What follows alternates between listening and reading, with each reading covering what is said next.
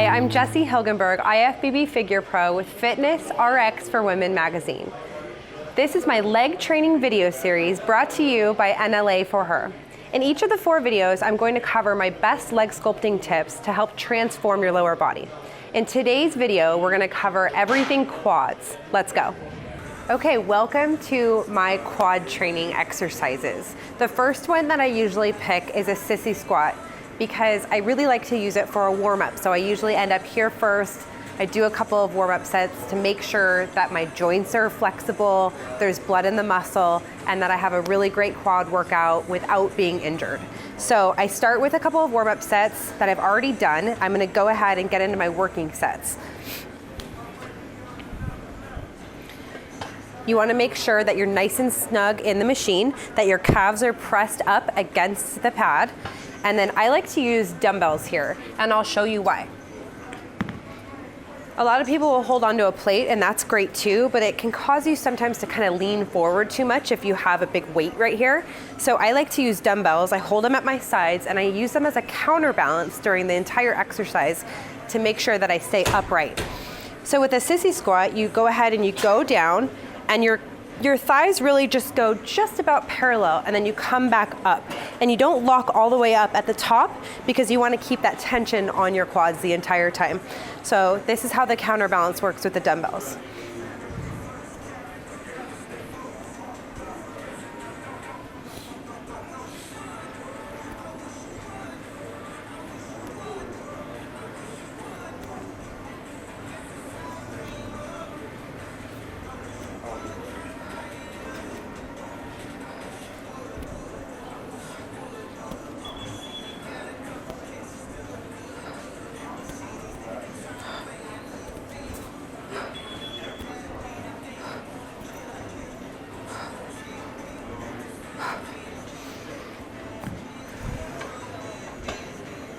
In between all of my quad exercises, I always like to take a moment and stretch the muscle out. That keeps a lot of blood in the muscle and keeps everything flowing and really healthy. And that's it. So I usually do a few sets of this, and as you can see, you get a pretty good shoulder pump out of it as well, so that's an extra little bonus. And after I'm done with my sissy squat sets, I'm all warmed up, and I'm ready to go over to the leg press. Okay, the next exercise is we're in the leg press machine.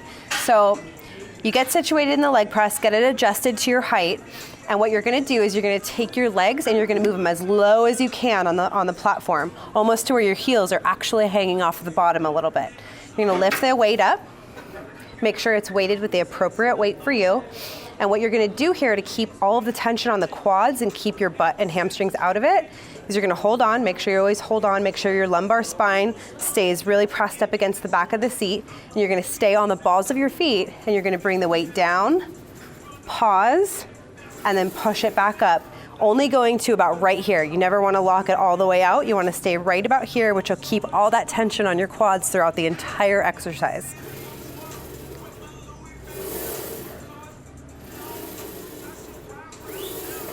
Notice how I'm on the balls of my feet the entire time. And you want to make sure that your knees don't knock in at all. You want to keep them kind of rotated out and keep the same space between your feet and your knees. And if you're having trouble doing that in the beginning, if you can find like a lacrosse ball or kind of like a small exercise ball in the gym, you can actually keep it there, and that will keep the distance between your knees.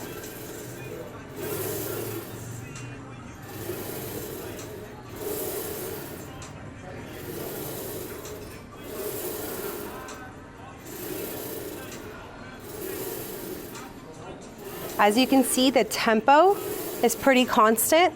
I'm going down and pausing and going up just at the same tempo as I went down.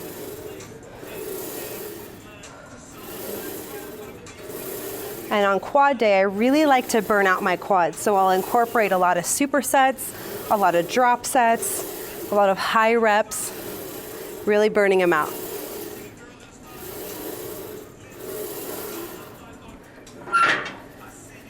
And again, in between sets, I always hop out of the leg press machine and stretch out my quads to keep all that blood flowing.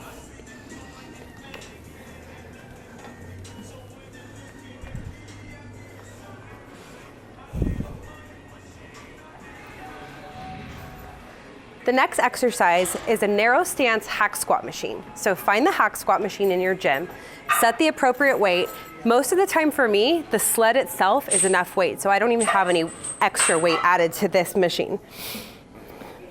To make it narrow stance, you want to make sure that your feet are in a neutral place on the platform, and then narrow is about hip width.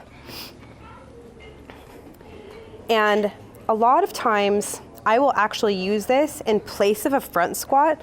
I find that front squatting for me is really awkward. It hurts my shoulders. I can't get my elbows up high enough. So if that's a problem for you too, this is a really, really great replacement for a front squat exercise. It doesn't replace it entirely, but it's a really good supplement in case you're having trouble with front squats. So narrow stance, make sure your lumbar spine is pressed against the pad, and you're gonna go down and make sure you go really low. Keep your feet flat on the platform and come back up. Again, don't lock out at the top. Keep the knees nice and soft and bent to keep all that tension on the quads the entire motion. Your feet and your knees should stay equal distance apart, and kind of push your knees out a little bit throughout the motion, and that'll focus on that quad sweep.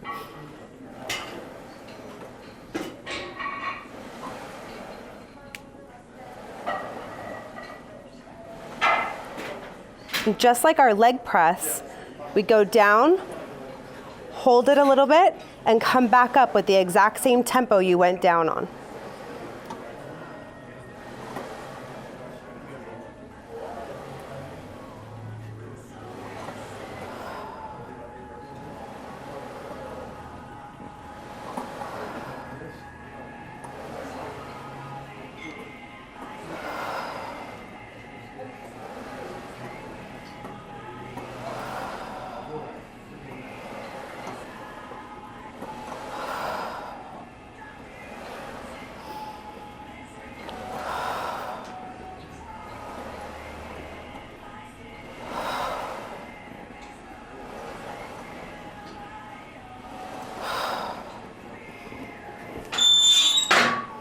Make sure the machine's locked, and get out in between sets and stretch your quads.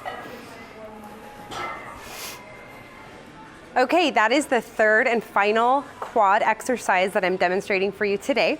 You can add in more traditional exercises to your quad day, like lunges or leg extensions to give you a full quad workout. Or you can add in hamstrings, glutes, or calves to make it a full leg day. Make sure you stay hydrated with her aminos. That's it for today. For more of my leg sculpting tips, visit fitnessrxwomen.com.